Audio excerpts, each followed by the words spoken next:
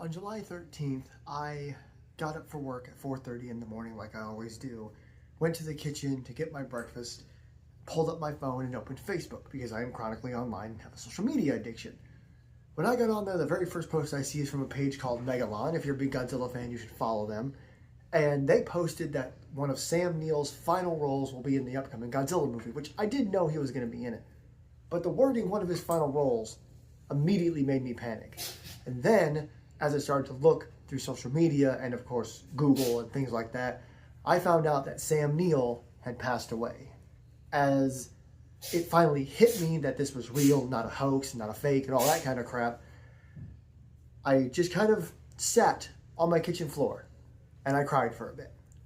Seems like an overreaction for a celebrity, especially one I've never met, but the man was my favorite actor. It's that simple. He played a character that would ultimately change my life forever and do things for my brain, I suppose, that I would look at forever. He starred in my favorite movie of all time, and he's been in tons of fantastic movies.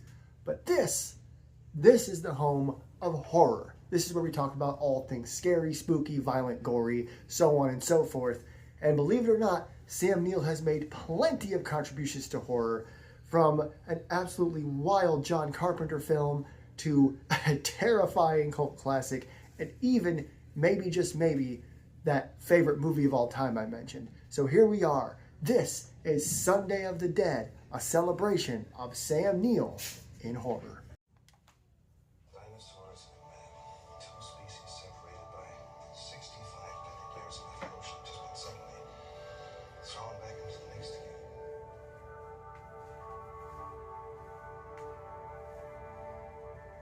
How can we possibly have the slightest idea of what to expect?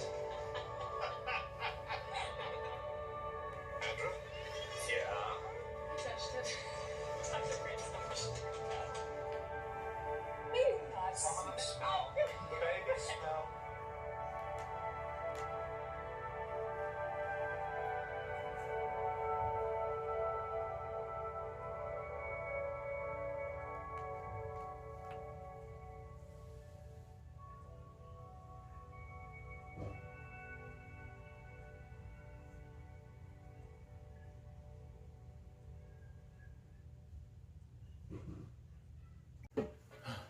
Now, I would be lying to you if I say I've seen all of Sam Neill's horror contributions, but I have heard of most of them, which is why I have a handy dandy notebook here.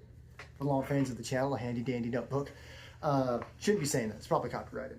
But I've written down the things on here that I looked up and just asked, what horror movies has Sam Neill been in? Some of them I've seen, some of them I've never even heard of, to be completely honest with you.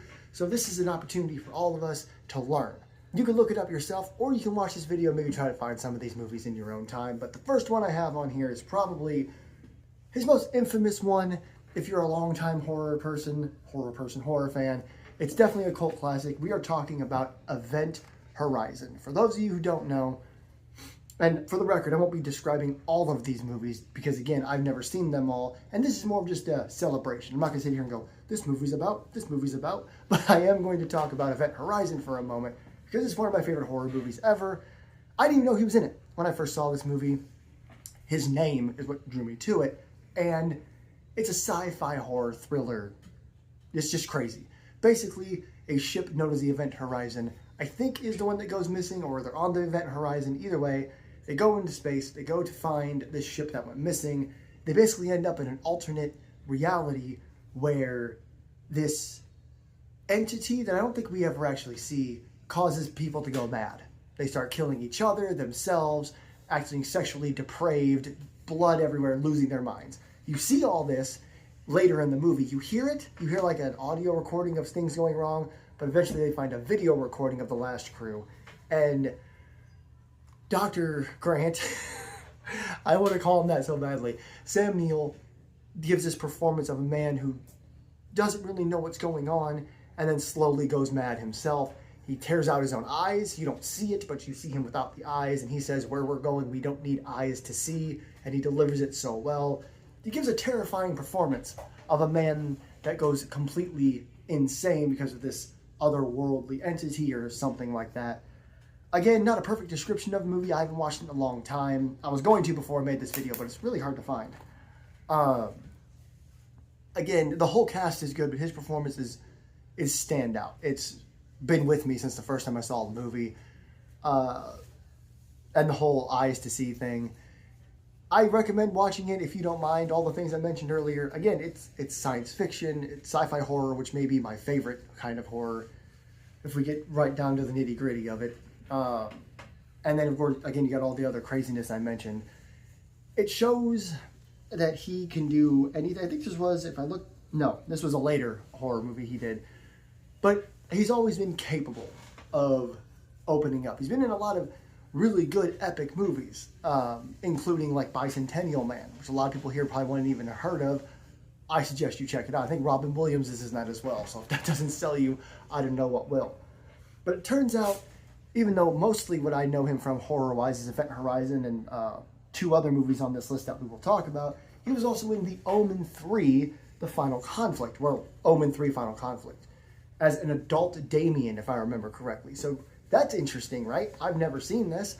I've only recently heard of it. An adult Damien performance from someone like Sam Neill. Sounds like something I can get into. He was also in a movie called Possession, Dead Calm, and Snow White, A Tale of Terror. All those movies came out in the 80s and the 90s. I skipped one on purpose because the one I skipped I want to talk about a little more, which was In the Mouth of Madness, which is the second John Carpenter horror movie that Sam Neill was in, which is great. You know, I know who John Carpenter is. We all do if you're a big horror fan. And I didn't know that Sam Neill worked with him.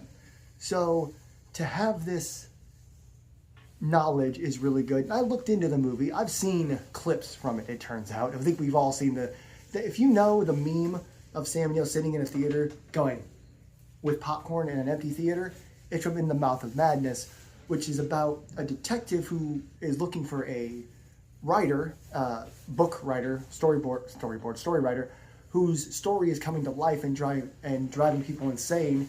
And it's basically an end of the world flick, which is part of John Carpenter's Apocalypse trilogy, people call it. He gives another really good performance of another man who's just kind of trying to figure things out, and playing a detective really works for him, I think.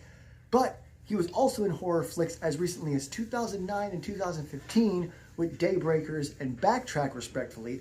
Daybreakers is another one that I remember watching. I liked it. Not a lot of people like Daybreakers, and I understand why. I do get it. But, sorry, my cat's going crazy over there. The point is, it was a good, unique take on the vampire genre, and his death is one of the more interesting and fun deaths in the movie. And yes, he dies in the movie. Sorry, spoilers, I suppose. Backtrack I haven't seen, but it has Adrian Brody in it, who has a interesting reputation, I think. It's a psychological horror movie from what I saw. So as you can see, I have a list here. That's 1, 2, 3, 4, 5, 6, 7, 8 horror movies, horrors, thrillers, whatever you want to call them, that you can watch if you can find them, that have Sam Neill in them. And again, Sam Neill, and that seems like a quick blow through, but I just want to take more time just to talk about more things that he did, because while all this was really, and again, I've seen most of these, not all of them. Let me rephrase that. I have not seen most of these, but Event Horizon and Daybreakers and what I've seen of In the Mouth of Madness have really stuck with me. And these other movies, The Third Omen, Possession, Dead Calm, and Snow White, A Tale of Terror, a horror Snow White movie, I feel like that always works. I feel like when you take a Disney movie, a Disney story, and you turn it into horror, it always works. We saw that with The Ugly Stepsister in 2025, so I'm sure that's great too. Backtrack's probably fine. Adrian Brody's Adrian Brody. I don't mind the guy. But again, as I was trying to say, he can do these big emotional roles like the man in Bicentennial Man and Dr. Alan Grant, who we'll get to in just a moment. But he can also do these other these other horror icons. I think is not a bad thing to say. People were calling him a Scream King before he passed away, saying that you should really check out his horror work. But with that being said, we do have to talk about Jurassic Park 3, and Jurassic World Dominion, because all the Jurassic movies, all 7, 8 if you want to count Battle at Big Rock, in a minute, honey, go. If you want to count Battle at Big Rock, you can. It's only like a few minutes, like 8 to 10 minutes long. I don't remember how long it is. It's a short. It's a short little side film that you can watch. But all the Jurassic movies can be at least like somewhat horror. They have their terror scenes, they're horror adjacent, I think is a good way to describe them. So I feel like you can't make a let's talk about Sam Neill in horror movie or video like this without talking about Jurassic Park 3 and Dominion. Now, I know people have their opinions on 3 and Dominion, but we can all agree that Jurassic Park is a legendary epic movie. And it's got the chase scenes with the T-Rex and all the stuff with the Velociraptor, and I think we're back in business and the arm falling down.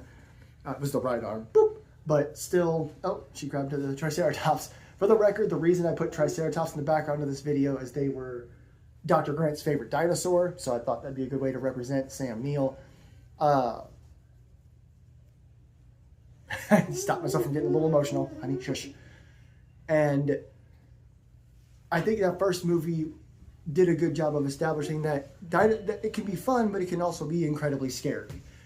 With Jurassic Park 3, I know that it has become kind of a cult movie. People will enjoy it more nowadays than they did when it first came out. I actually saw it in theaters, and I can tell you from my perspective that it scared the crap out of me in theaters. My dad was pissed off because he was like, y'all better not blah, blah, blah, blah, because it might be scary, and then I ended up being scared.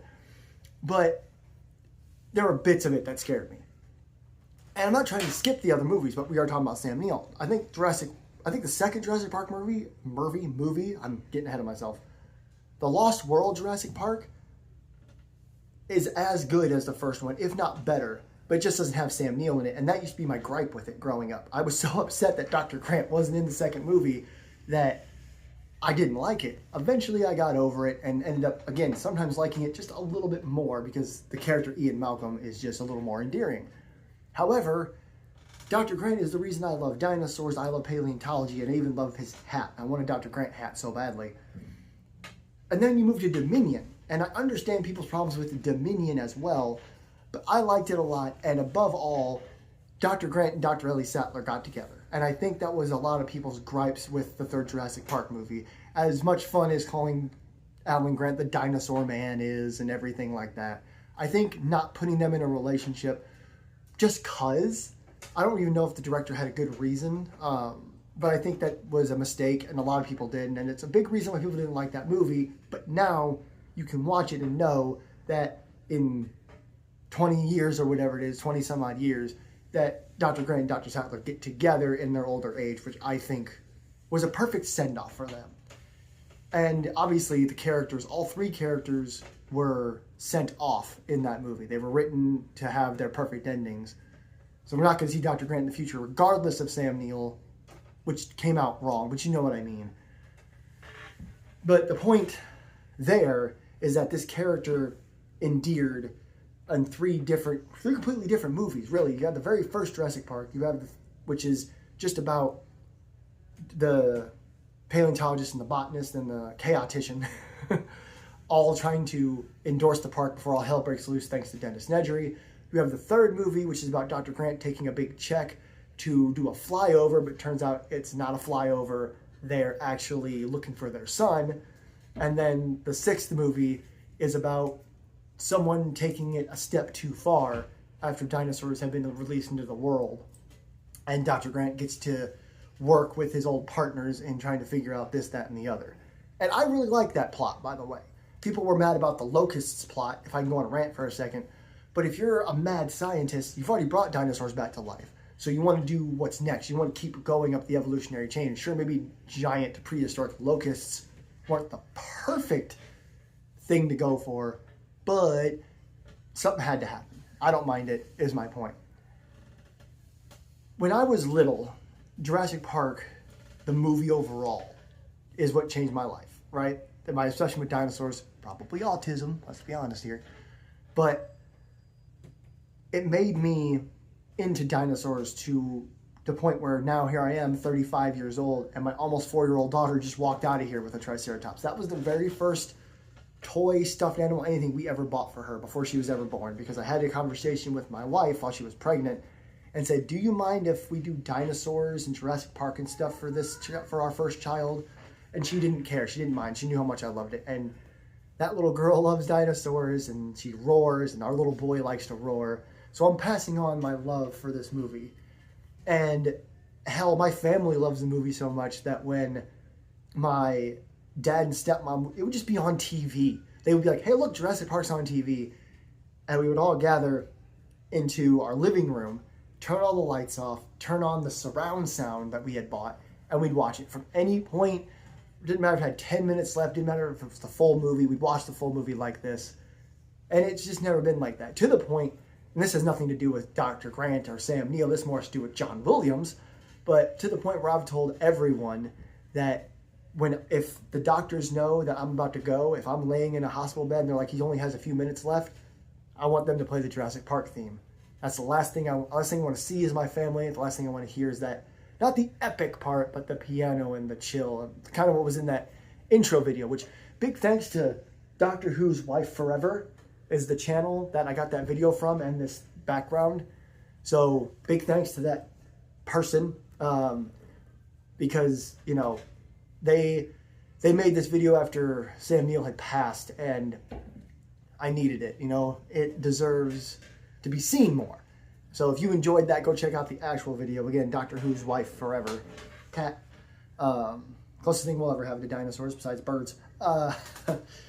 But the character of Dr. Grant is why I always wanted to be a paleontologist. And I know I'm 35 years old with asthma and allergy issues, and I still want to be a paleontologist. You know, I don't care. I don't think you should ever give up on your dream, right? I think that's something that Dr. Grant and Sam Neill himself, which we'll talk about dreams in just a second here near the end of the video when I'm sure I'm ending. You should never give up, you know? I trained to be a wrestler for 8 months because I wanted to chase that dream, and I've been to vocal school, vocal coaching, whatever, because I wanted to be the lead singer of a band. The only other thing I haven't tried is paleontology, and you know, maybe someday I'll try it. Maybe someday it won't be the end of the world. It's just hard, you know? You look into it, it's not like a booming field in the Big 2-6. But people still do it, and there's still archaeological and paleontological, man, is that a word? I can't even say it if it is. There's still the big finds. People are still finding new dinosaurs all the time. Still haven't found a Do You Think Saurus. But I can't, I think I've done a good job. I've probably over-explained it, but it's hard for me to fathom just how much my life was changed by one character. And it wasn't the book character. And I've read the book a bunch of times, you know. It wasn't the existence of Dr. Grant. It was Sam Neill's portrayal of Dr. Alan Grant that changed my life. I am forever a big, massive, huge dinosaur nerd. I've even passed that nerddom on to my children. There's a video, a 10-hour video of someone playing Jurassic Park or Jurassic World. I can't remember what it's called. That's annoying. It's the building game. And it's the one where you make your own park and everything. And there's a 10-hour video of that when my daughter was between the ages of 1 and 2, she would watch and just love. She would just stare at it and have the best time. But it's, you know, it's going to be a weird world without Sam Neill. And I know celebrities pass away all the time. A few have hit me as hard as Sam Neill's did. I would say there's a couple wrestlers like Eddie Guerrero, John Huber, a.k.a. Luke Harper, and Bray Wyatt, Wyndham Rotunda. Wyndham Rotunda's passing hit me so incredibly hard that my son has 2 middle names because of him. One of his middle names is Wyndham, just because I was so endeared by Bray Wyatt. And the reason that Sam Neill's hits harder is, as I've told, Stan Lee's hit hard too. But Sam Neill, his portrayal of one character literally changed my life. And I think we could all live a little bit more like Sam, because if you've ever seen his videos, you know. If you've never seen him, look him up. Go on Instagram, Twitter. He was a New Zealand farmer. You know, he had a farm. He raised cows, chickens, and pigs. And he just lived this simple, quiet life outside of Hollywood, where he just wanted the world to be a better place. And I'm going to prove that to you, because After my outro, I'm going to show you a video from the 10,000 Dreams series, and I want you all to hear what Sam Neill's dream is. I am trying not to break. Sam Neill's portrayal of Dr. Grant meant the world to me. And the world is worse off without Dr. Alan Grant. So before I do officially break on camera, thank you everybody so much for watching. Don't forget to like, share, subscribe, and comment down below. Leave stories. Do you have favorite Sam Neill moments, movies, whatever? Have you met the man? What was he like if you did meet him? And the world is worse off without him. And I'm going to leave you guys with a message from Sam Neill. But until next time, this is JT Channel. I am JT. Rest in peace to our dinosaur man, Sam Neill. I think I'd like a night where there's no dreams. I'd like a morning when I wake up and there's really nothing on the news. When everything just returns to dull. And there's nothing to report. And there's no pestilence. And there's no war. And there's no aggression. People are just leaving it alone and getting on with each other. Wouldn't that be nice? Chickens are laying in Central Otago, New Zealand. Football will be played as usual on Saturday. Someone might win, but probably everyone